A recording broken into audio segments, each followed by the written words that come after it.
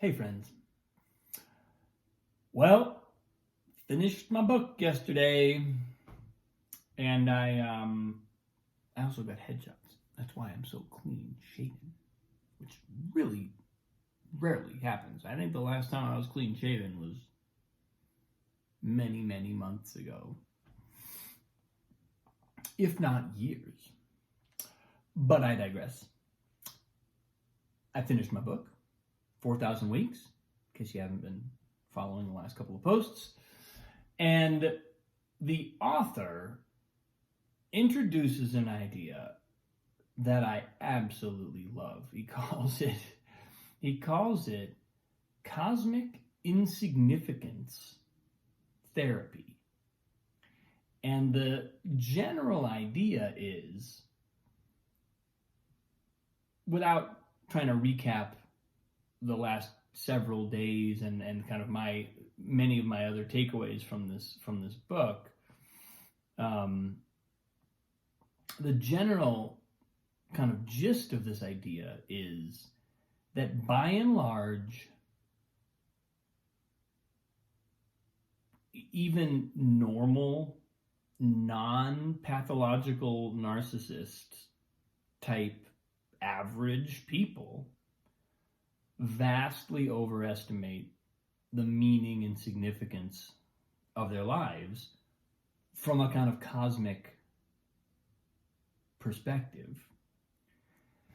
And we're not generally doing this consciously, but I certainly, when I read this section of the book, I was like, yeah, there's an awful lot in there that resonates with me. A sense of wanting to make a difference, wanting my life to be meaningful, leave a legacy, all these things.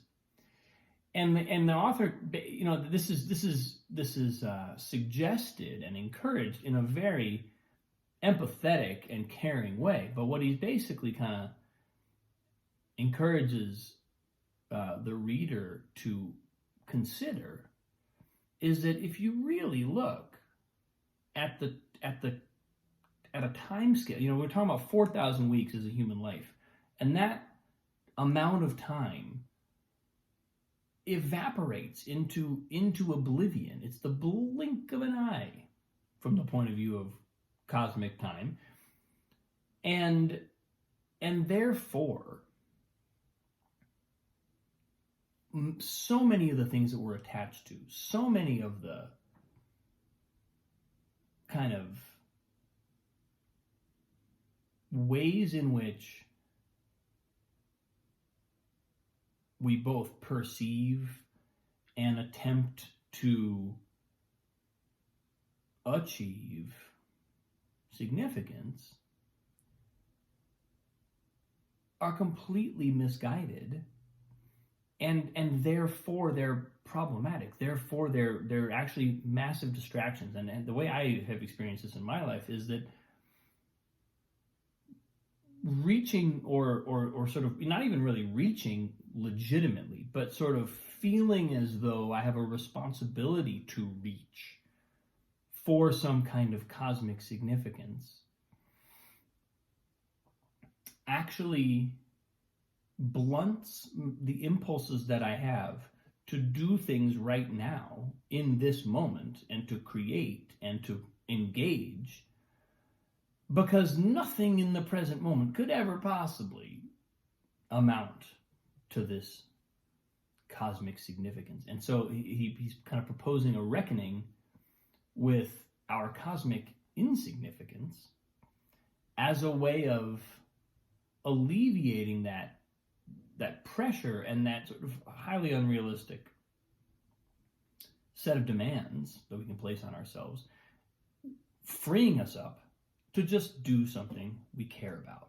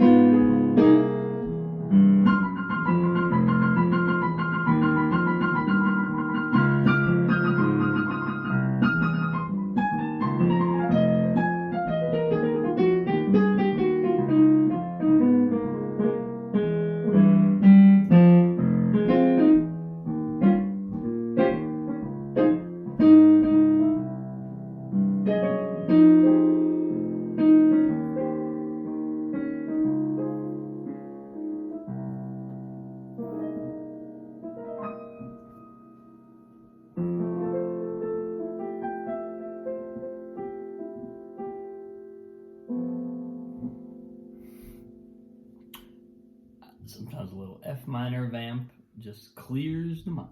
It's like a palate cleanser.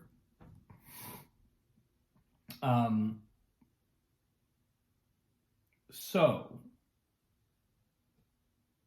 I took this to heart, and it's really interesting because this is something I've intuitively experienced any number of times over the course of my life. A kind of sense that diminishing my own, it's not even really my own goals, although it is in some ways, but it's more just my own expectations of outcomes, or even hope for outcomes. In some ways, and this is another thing that the author Oliver Burkeman kind of gets into towards the end of the book. I think he quotes Pema Chodron, the incredible Buddhist teacher, who says hope can be something that keeps us continually living in the expectation that one day things won't be the way they are now. It's an escape from the present moment. And so much of this book, especially because Oliver Burkeman comes from a kind of time management aficionado background. That was his thing. That was his kind of self-proclaimed mission, and I believe he must have had some success and quite a following doing that kind of writing and that kind of work with people. And at some point he was like, this is all going the wrong way. I'm spending way too much time trying to economize my life, make my life more efficient so that I can cram more things into it, so that I can get more done, so that I can maximize my use of time. And all it's doing is disconnecting me from the only time that I actually have, which is the present moment. And one of the kind of inducing errors that provokes that kind of behavior is this notion that we somehow have to create cosmic significance for ourselves. Our life somehow has to measure up to, choose your own example, choose your own role model, icon, aspiration, whatever, even if whether not necessarily that it's like some other human being that you might be emulating or admiring or wanting to live up to, but it could just be a kind of a level of status or a level of accomplishment or a level of impact, right? And his thesis, or where he kind of ends, is that that's really not worth it. Most of that type of thinking is taking us off track. And cosmic insignificance therapy is a great way to